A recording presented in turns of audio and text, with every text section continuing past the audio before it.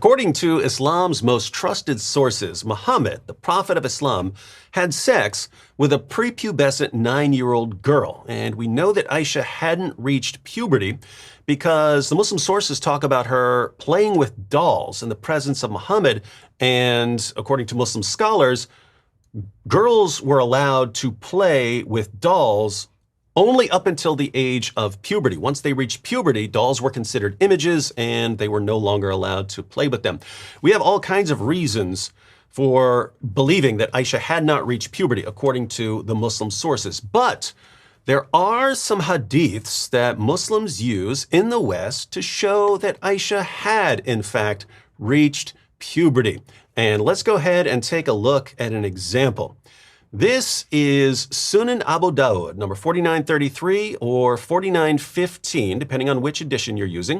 And let's go ahead and read something interesting here. So this is about Aisha being taken to the house of Muhammad to consummate the marriage with her.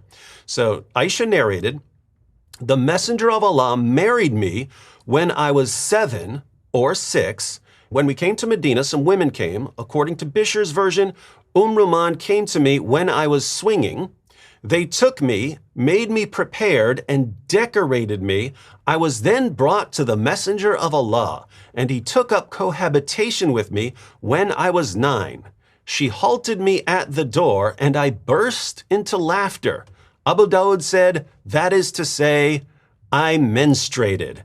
And I was brought in a house, and there were some women of the Ansari in it." So here we have, according to Sunan Abu Dawud, that Aisha started menstruating right before she was taken to Muhammad to consummate the marriage. What great timing that would be. But here's the problem.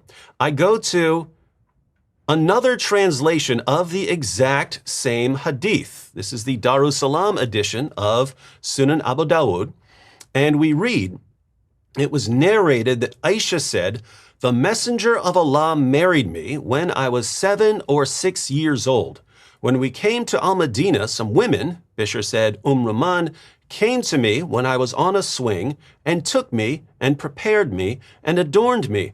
Then I was brought to the Messenger of Allah, and he consummated the marriage with me when I was 9 years old. She made me stand at the door, and I started to breathe deeply. Then I was brought into a room where there were some of the Ansari." Hey, wait a minute. What happened to the part about Aisha starting to menstruate? It just says that she started to breathe deeply. Well, now I'm confused, everyone. It looked like we had good evidence that Aisha had reached puberty. She had started menstruating when she was taken to Muhammad to consummate the marriage. And there are Muslims around the world who use this hadith to show that Aisha had, in fact, reached puberty. But I look at a different translation of the exact same hadith, and it doesn't say one word about Aisha menstruating. So now I'm just confused. I don't know who to believe here. I don't speak Arabic, so I don't know which one is correct. I'm in a really, really sad spot right now. Oh, wait a minute. Fortunately, I'm here with my good friend Al-Fadi. David, man, this is an amazing studio you have, man. And the logo, by the way, looks familiar to me. Yeah, it's pretty cool studio I built for myself here. Now, correct me if I'm wrong, but you know Arabic, don't you? Well, the last I checked, yes. Well, this is some great timing because I was sitting here and I just had no idea what I was going to do. And then you're here. So this is great. So let me go ahead and ask you, since you're here. Now, you've got the Arabic in front of you, right? Yes, the Arabic that you're just looking at, and I'm trying to pull it here, and maybe they can show it to us right here on the screen as well for everyone else to be looking at it. But your concern is that the English is saying something that you're suspecting the Arabic is not, and that's the focus on puberty. Yeah, we're getting two different translations. One says she menstruated, the other doesn't say anything about menstruating. So I was hoping you could confirm what Muslims are telling us, that she had, in fact, reached the time of menstruation, and show us that in the Arabic. Unfortunately, David, your suspicion is correct, and there is no word here in Arabic that denotes the age of puberty or reaching puberty or even anything remotely close to that. Wow. Wow is the word, So, for sure. so we can say that either that's just a mistake, it's just an error. Someone messed up the translation, or someone's trying to be deliberately deceptive to make people think that Aisha had reached puberty. If it is one example, you can say, okay, maybe it's a mistake, but there is an effort here to be deceptive or to try to at least shed the light on something totally different than what the Arabic is saying, taking advantage of the fact that many people probably who will be watching this or reading it are non-Arab.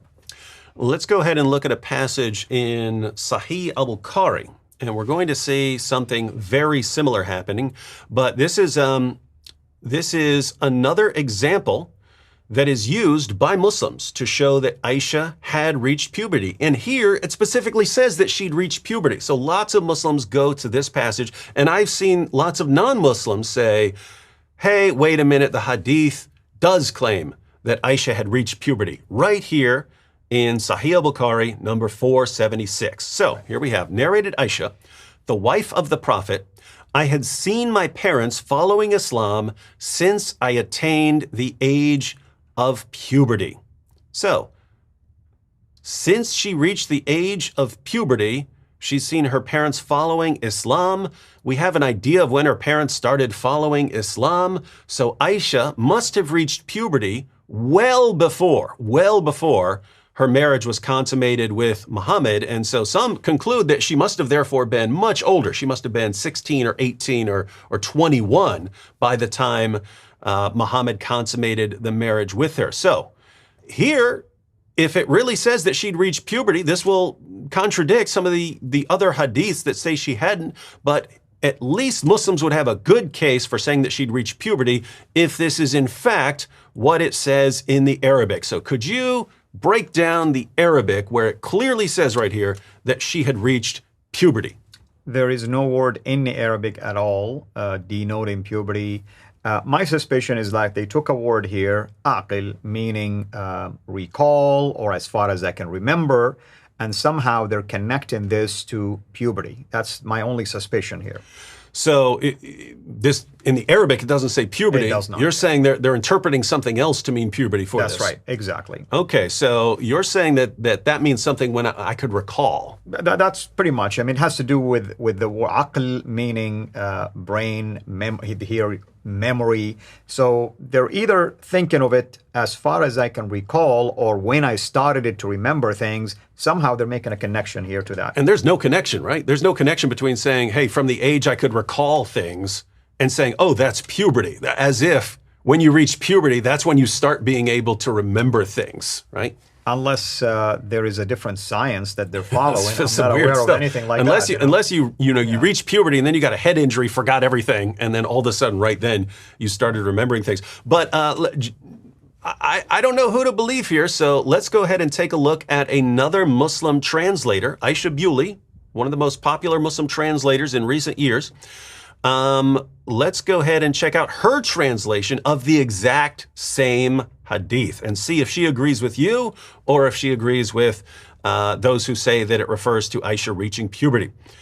So this is the Aisha Bewley translation there, number 464. It is related that Aisha, the wife of the Prophet, may Allah bless him and grant him peace, said, I have no recollection of my parents doing anything but following the deen of Islam. So she agreed with you. It actually has something to do with remembering certain things. That's right. And Aisha is taking a unique look here. She's saying what Aisha, the other Aisha, the wife of Muhammad, is saying is that when it comes to religious practices, all I can remember is that my parents were always Muslims.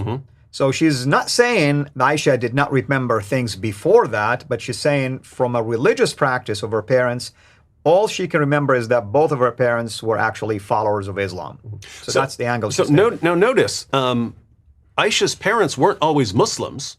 Right. But she's saying as long as she can remember, they were Muslims. Correct. But this would mean that she was actually very young, right? Because it would mean she doesn't even remember when her parents were polytheists. She only remembers when they were Muslims.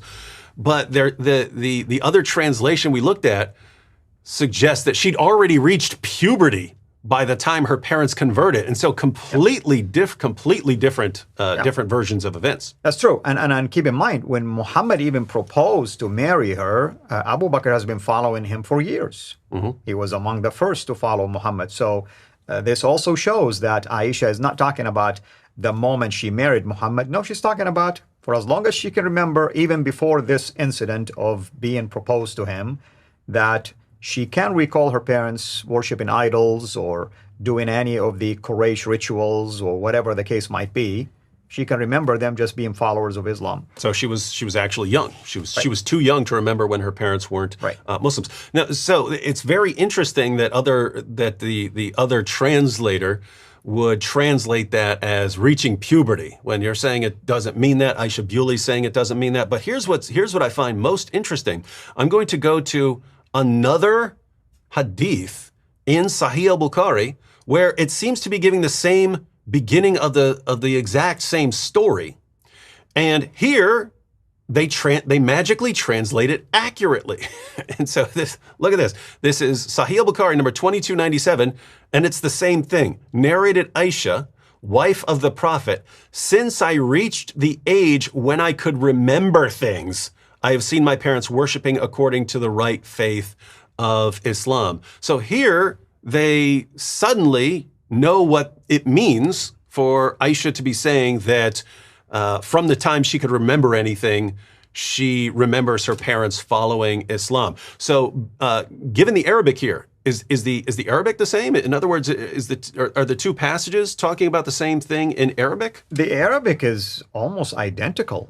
So this is why you can tell it's the English side that is trying to sway things or tilt the balance, if you wish, and try and maybe there is an agenda, as you stated. And you can't blame them. I mean, they know the English audience is going to be disturbed by things like this. So they're trying somehow to lessen the impact and insert the idea of puberty.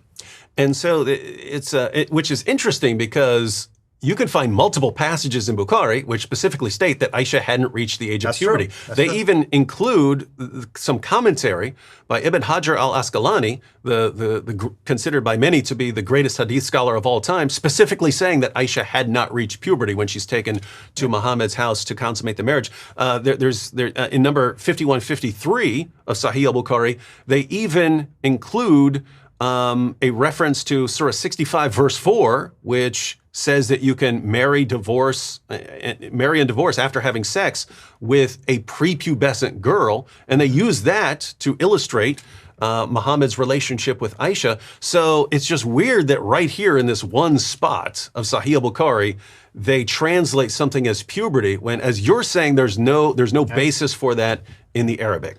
Yeah, and my medical assessment of this is a case called TMRT, the miracle of retranslation. The miracle of retranslation, ladies and gentlemen. So notice what we can say here. There are Muslims all over the world who are really bothered by Muhammad's relationship with Aisha. They're told all their lives that Muhammad is the greatest man who's ever lived and that he was perfect in every way. And then they find out that Muhammad had sex with a 9-year-old girl. And at first they generally deny this. Oh, no, he couldn't have done that. But then we show them the sources. And then they eventually start saying, well, right here in Sahih al-Bukhari, it says that Aisha had reached puberty. But even that is based on a mistranslation, and it's not found in the Arabic. That's very interesting. Now, I want to point out one more thing about why this is so disturbing. So I'm going to pull up here a passage from an article by the Yaqeen Institute. This is Asadullah Ali Andalusi and Jonathan Brown. Jonathan Brown is a world-renowned Islamic scholar. And we have here them using this quotation from Sahih al-Bukhari, and they don't try to actually translate it as puberty, but they say that it refers to puberty.